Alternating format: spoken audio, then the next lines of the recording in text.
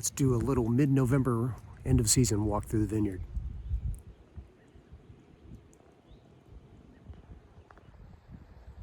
This is our mother plant.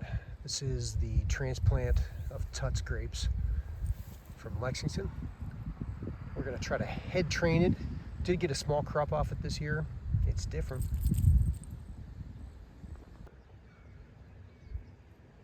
This Niagara is just finishing leaf 2. It's from Costco. We got 2 of them. The first one died. I was able to propagate 4 more. Some are doing better than others. We'll get a crop off these next year. This is our experimental row complete with redneck bird netting.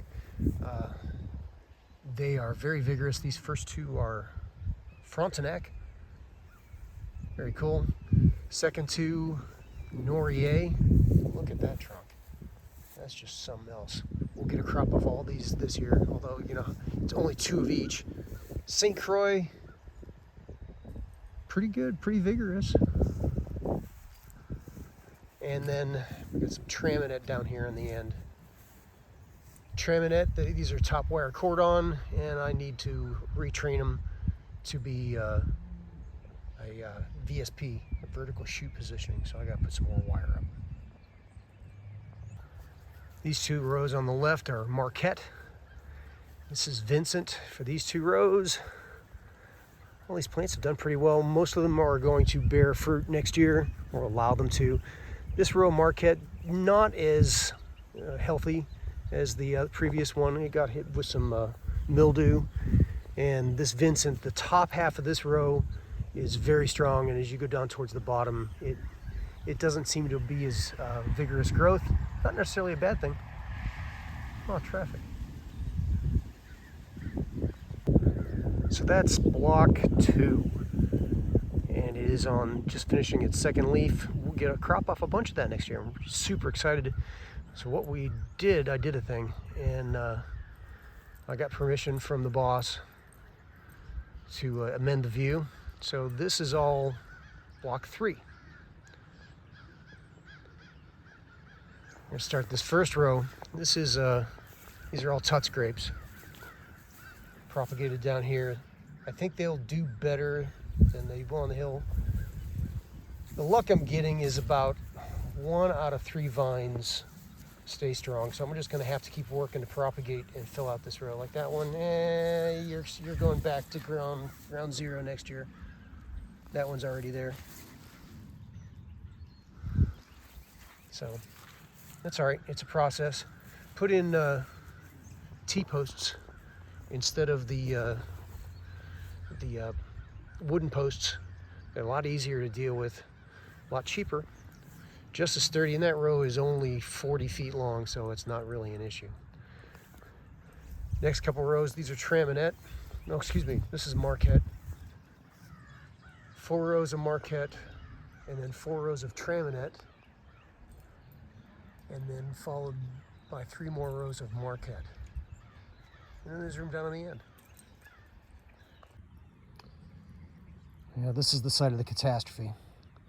I might roll some B-roll into this, explaining the story, but basically what I did is I rented a dingo with an auger and had all these posts plotted out, and knew there's going to be a water line here somewhere because there's a supply line in the house, so I left this lane open and left myself plenty of clearance. And I drilled all these holes just to make sure that, you know, it's easier to set the posts. Well, darn it, I got to the last one, and I'm home free, and I pulled that auger up, and it was just flooded immediately. Yeah, we busted the water line. Got it fixed, though.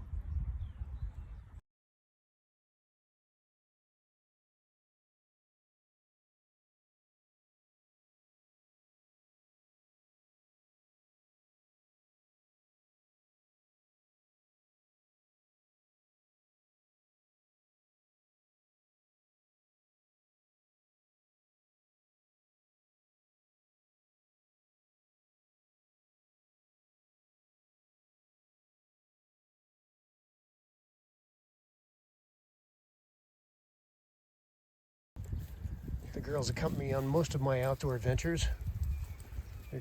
They're good company, and they, for the most part, stay close. Stay by me.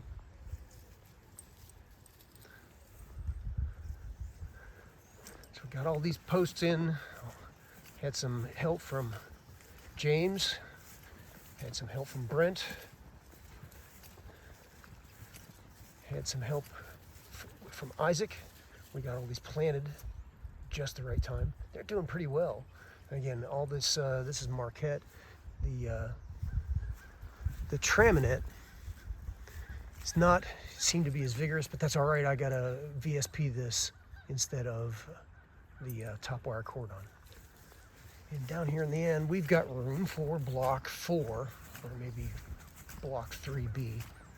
That probably should be block 4 because it'll be leaf. And these are all plowed up, ready to go. I had drilled the holes, and then they became a safety hazard because you walk by them and they get overgrown. You can't see them, so we just tilled this back up, marked the end posts. So when we do put the posts in, I don't know if I'm going to put posts in. I've got plenty left. I may do a different configuration.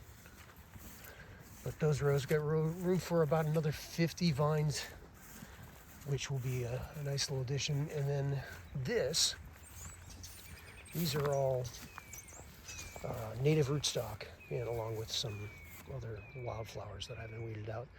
They are, I'm used to figure out maybe if I graft tuts vines onto native rootstock, find out if they will be more resilient and I can get a crop off them on a regular basis. And we took the very triangle of Vineyard, tilled it up, and we transplanted our strawberry bed that is sitting up behind that thing. And it's still a big patch of it, but it's all going to be excavated out. And that way we can still have some strawberries. So in addition to grapes, you can make wine out of a lot of stuff. Let me show you some of the other stuff that I'm hoping to be able to create beautiful wines with. Our driveway is lined with these Bradford pears. They're invasive, they're dirty, they break, and they just are shading what I want to grow here, which are fruit. So this side of the driveway, I've got apple trees planted, a variety. I need to get rid of these trees because they're shading them.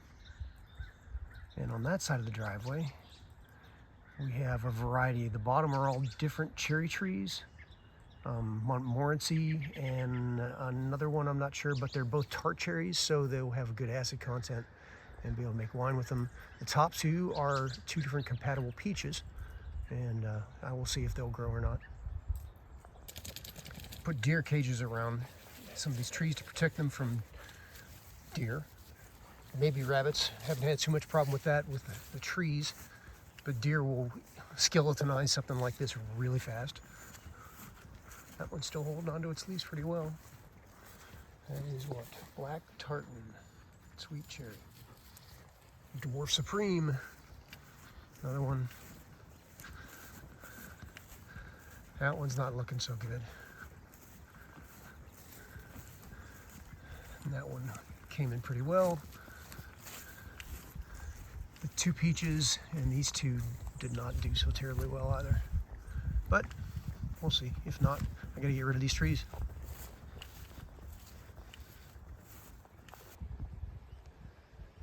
So this is our rescue plot.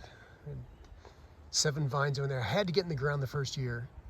Some are tuts and the rest are chambersan. This row, these are blackberries, triple crown, thornless, big, yummy. I got to get in here and clean these out this winter, but they will just produce a lot of blackberries, and I will get all cut up. Same thing with these. That far row is Natchez. That's our decommissioned duck house. We're gonna get this all planted in. That fenced-in area were blueberries from Walmart, and they didn't do so well in the ground. However, when you put them in pots, and you can control the soil a lot more closely, make sure it's got the acid that it needs, they do all right. Not great, but I might get a crop off these next year. We'll see. And along the lines of just because you can doesn't mean you should. If I was going to make tomato wine, I would make it out of these things. They're super sweet, very flavorful, very low acid. So, you know, maybe you need some basil to increase its flavor profile. This is a compost bin, and it's full of, well, it's grapes and a couple onions, other kitchen scraps, but mostly that's all what's left over from this year's harvest.